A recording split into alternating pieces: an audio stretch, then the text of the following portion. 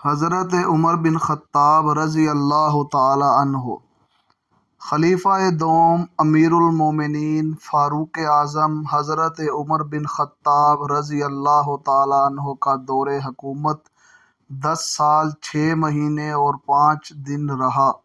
حکومتوں کے عروج و زوال کے لیے یہ کوئی بڑی مدت نہیں، مگر حضرت عمر بن خطاب نے اس مختصر عرصے میں اسلامی حکومت کو ایک جانب ایشیا اور دوسری جانب افریقہ کے قلب تک پہنچا دیا۔ اسلامی فتوحات کا ایک سیلاب تھا جس کے آگے بند باندھنا کسی کے بس میں نہیں تھا۔